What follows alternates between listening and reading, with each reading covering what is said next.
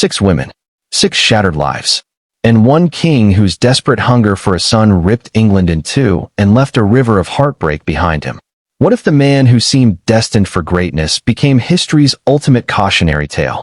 Stick around, because this story will show you how a golden prince turned into one of the most feared rulers who ever lived, and how the daughter he barely noticed ended up becoming his greatest triumph. Picture England in the late 1400s. A young boy named Henry grows up in the shadow of his older brother Arthur. Arthur is the golden child, trained to rule, promised in marriage to a Spanish princess named Catherine to seal a powerful alliance. Henry? He's the backup plan, maybe headed for the church or some quiet corner of court. Life feels set. Until one cold day in 1502, Arthur suddenly dies. Just like that, 10-year-old Henry becomes the only hope for the Tudor family. Fast forward to 1509. At 17, Henry takes the throne. The whole country cheers. This isn't some distant ruler. He's tall, strong, a gifted athlete who loves music, poetry, and languages. He shines in tournaments and hunts like a true Renaissance king. People whisper that he's the most handsome monarch they've ever seen. But deep down, Henry carries scars from his father's fearful, tight-fisted rule.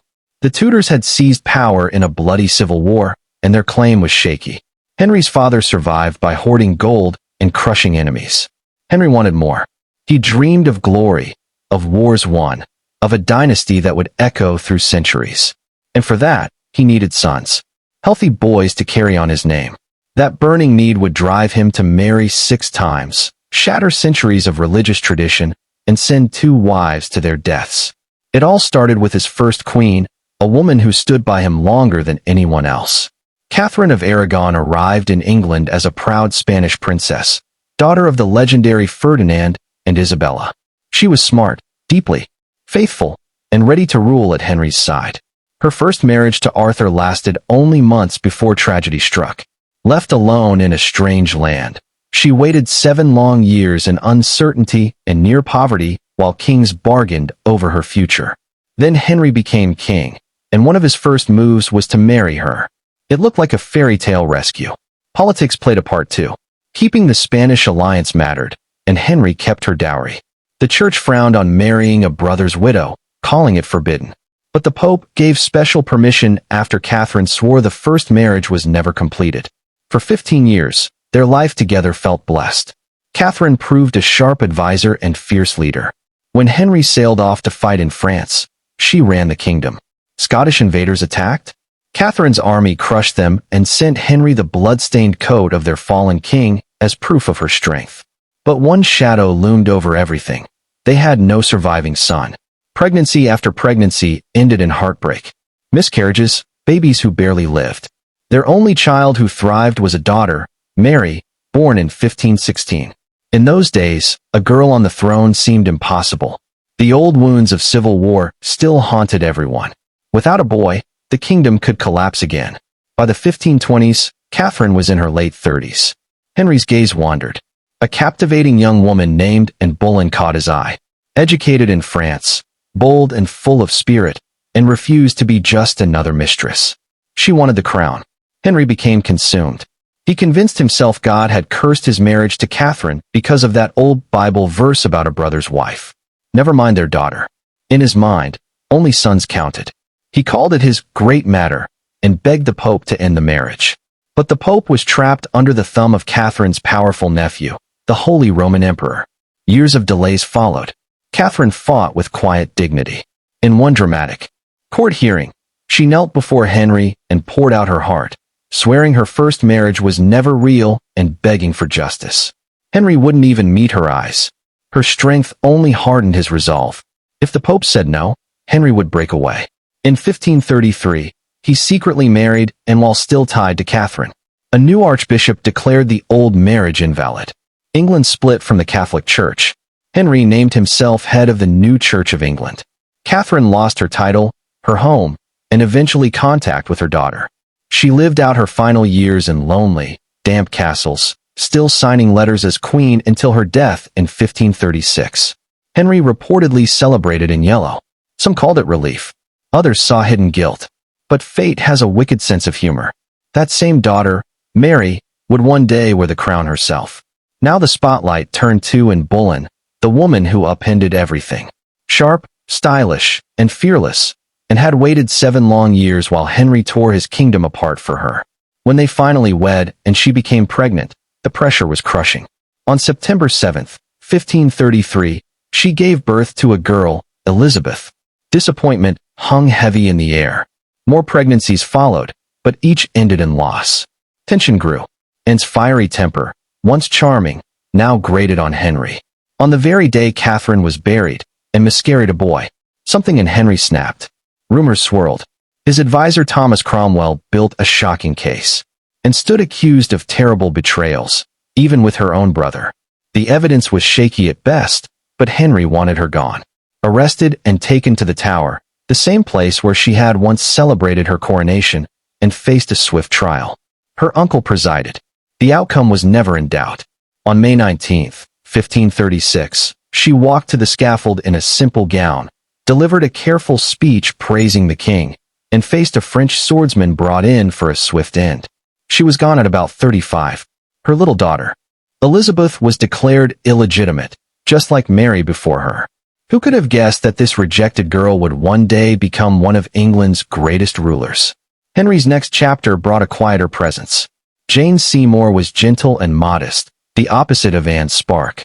She had served both previous queens and learned from their pain. When Henry noticed her, Jane played her role perfectly, returning gifts to protect her honor. Just days after Anne's death, they were engaged. 11 days later, married.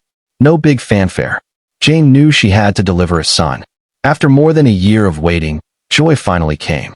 In October 1537, after a long, agonizing labor, Jane gave birth to Prince Edward. Henry was overjoyed. Bonfires lit up the night. Church bells rang across the land. At last, the heir he had destroyed so much to create. But 12 days later, Jane slipped away from childbed fever. Henry mourned deeply. She was the one wife he chose to be buried beside when his own time came. In that frozen moment of perfection, before any bitterness could set in, Jane remained the ideal. Edward would become king, but he was frail and died young at 15, childless. All the sacrifice, all the pain, for nothing? Or so it seemed. Politics soon pulled Henry into marriage again. Now middle-aged, heavier, and plagued by a painful leg ulcer, he needed allies. His minister arranged a match with and of Cleves from Germany to strengthen Protestant ties. A flattering portrait convinced Henry to agree. When the real Anne arrived, the surprise meeting went horribly wrong. Henry felt tricked and called her unflattering names. The marriage was never truly consummated. 6 months later, they parted ways peacefully, and was smart enough to accept an annulment quietly. In return, Henry gave her land, money, and freedom. She lived comfortably in England for years, outliving them all, a rare happy ending in this saga. Henry wasted no time. That same day his minister Cromwell was executed for the failed match, Henry married again. This time, it was passion.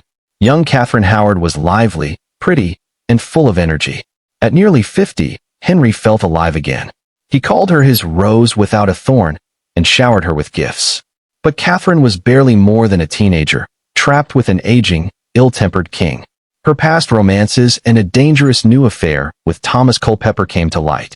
Henry's heartbreak turned to fury. In 1542, at about 19, Catherine walked to the same tower scaffold as in Boleyn. Her short life ended in fear and regret. One final wife remained. Catherine Parr stepped into the role of caregiver more than romantic partner.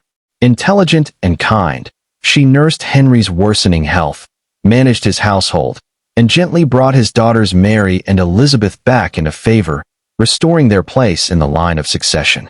She even survived a close brush with heresy charges by playing humble and wise. When Henry died in 1547, Catherine finally married for love, only to die soon after giving birth herself. Henry believed he had secured his legacy with a son and a powerful new church. But look closer. Edward died young. Mary took the throne and tried to undo her father's changes. And Elizabeth, the girl from Boleyn, once cast aside, reigned for 45 magnificent years. She defeated mighty Spain, sparked a golden age, and showed the world a queen could rule with unmatched strength. No husband, no children of her own, just England, rising. Henry's obsession with sons blinded him to the truth. The daughters he undervalued became the ones who defined his enduring impact. In the end, the king who broke everything in pursuit of a male heir left behind a legacy carried forward by women. Their stories still echo today, reminding us that history often takes the most unexpected turns. What price does power exact, and who really pays it?